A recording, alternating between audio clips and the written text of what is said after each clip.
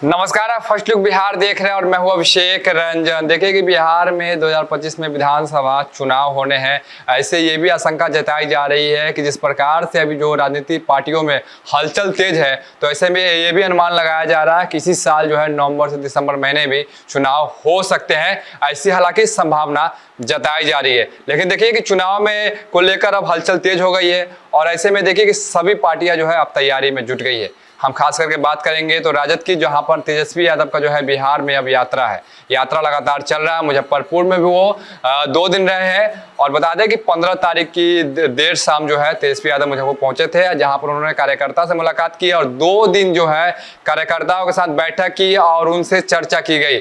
ऐसे में देखिए कि जो अंदरूनी बातें निकलकर, बहुत सारी बातें निकलकर सामने आई है कार्यकर्ता मीटिंग में, जहां पर कई ऐसे विधायक है जिस पर गाज भी गिर सकते हैं, यानी कि विधानसभा चुनाव में। ऐसे में हमारे साथ बातचीत करने के लिए आज हमारे साथ बता दें कि सीनियर पत्रकार रविंद्र कुमार सिंह है और बता दें कि प्रोफेसर अरुण कुमार सिंह है जो राजनीति विश्लेषक है।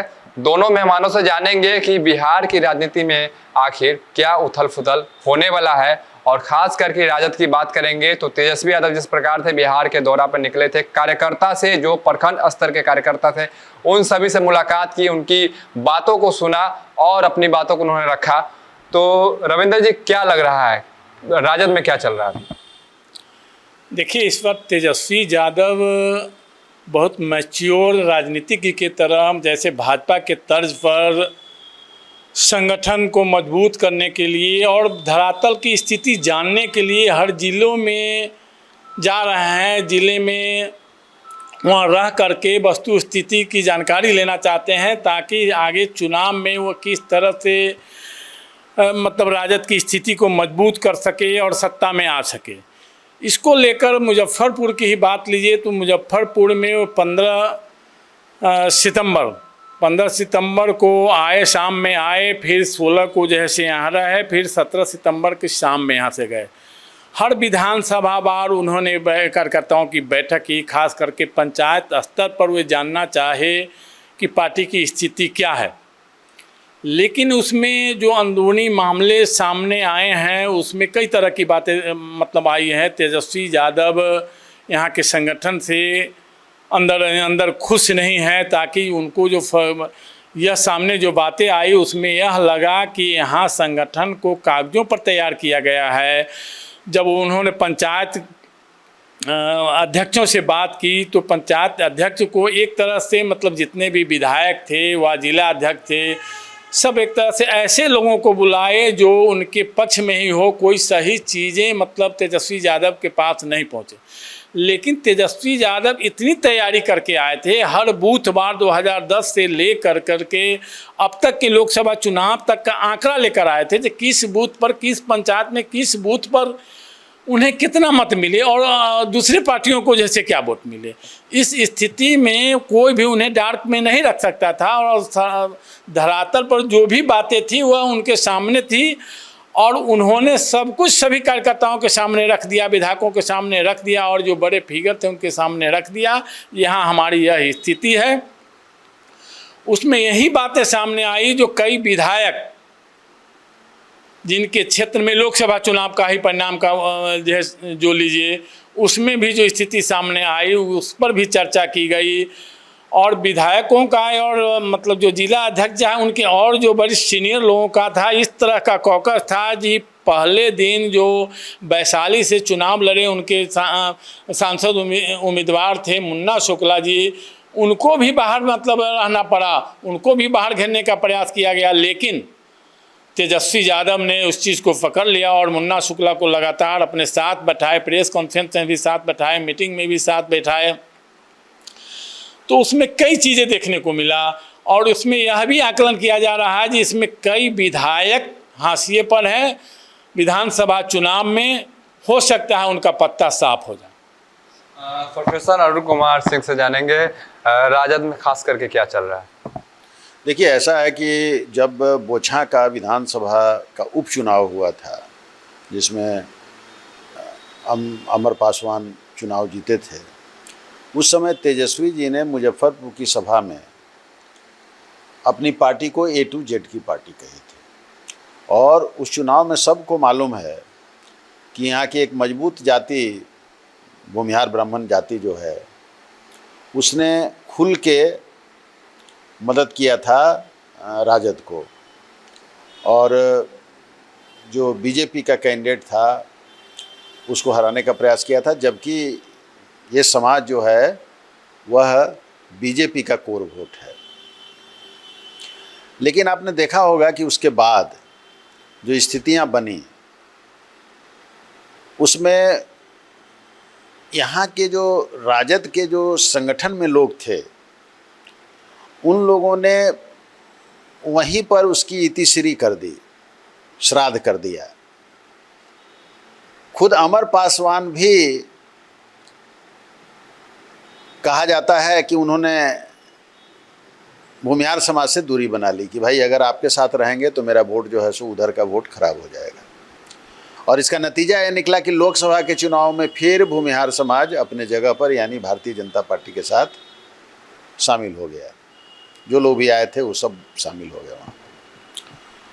तो अभी जो रविंद्र बाबू सवाल खड़ा कर रहे हैं कि यहाँ जो 3 दिन की बैठक हुई और 3 दिन के बैठक में जिस तरह से विधायकों ने घेराबंदी कर ली तेजस्वी जी की, और सिर्फ उन्हीं लोगों को अंदर जाने दिया जो लोग उनके पक्ष में बोलने वाले लोग थे। सब लोग यहाँ जानते हैं कि वैशाली का जो चुनाव हुआ जिसमें मुन्ना शुक्ला हारे और बीना देवी जीती, उसमें राजद के 2 विधायकों ने तो खुल के मदद किया। किनको? जो एनडीए के कैंडिडेट बीना देवी थी उनको। ये सबको पता है। अब तेजस्वी जी को कैसे पता नहीं है, या तेजस्वी जी को फीडबैक क्यों नहीं गया?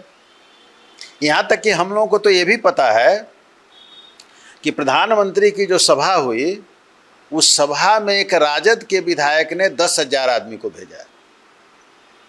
ये सब बातें पब्लिक डोमेन में है, सब लोग जान रहे हैं इस बात को। तो अगर व्यक्तिगत संबंध का निर्वाह होगा तो पार्टी कैसे चलेगी? हम लोग राष्ट्रीय जनता दल को एक मजबूत विपक्ष की भूमिका में देखना चाहते हैं, लेकिन तेजस्वी यादव जी को नीतीश कुमार जी ने 2 बार जो उनको डिप्टी सीएम बना दिया, तो सिर्फ डिप्टी सीएम नहीं बनाया, अपना जो उनके बोलने चालने का ढंग है उसको भी उनको दे दिया। यानी अब लालू जी की तरह तेजस्वी जी नहीं बोलते हैं, कनेक्ट नहीं होते हैं। वो जिस तरह से नीतीश कुमार जी गोल मोल बोलते हैं कि हाँ देख लिया, कर दिया, आप समझ रहे होंगे, आप समझिए इसको, हम ऐसे कर देंगे, उसी तरह से गोल मोल तेजस्वी यादव जी भी बोलते हैं। और एक सबसे बड़ी जो कठिनाई आ रही है वो ये है कि विपक्ष की भूमिका में राजद आ ही नहीं रहा है। उसका कारण ये है कि आज भी लालू यादव जी और तेजस्वी यादव जी शॉर्टकट रास्ता अपनाना चाहते हैं, और शॉर्टकट रास्ता उनको यही दिखाई पड़ता है कि अगर फिर से एक बार कहीं नीतीश कुमार मेरे तरफ आ जाएं तो हमारा काम बन जाए और हम लोग जो है सो सत्ता में फिर आ जाएं। इसलिए वो जो है सो नीतीश कुमार के बारे में या सरकार के बारे में विरोध कर नहीं पाते हैं। वो विरोध करते हैं तेजस्वी यादव जी का, जब सुनिएगा तो वो मोदी जी का विरोध करते हैं।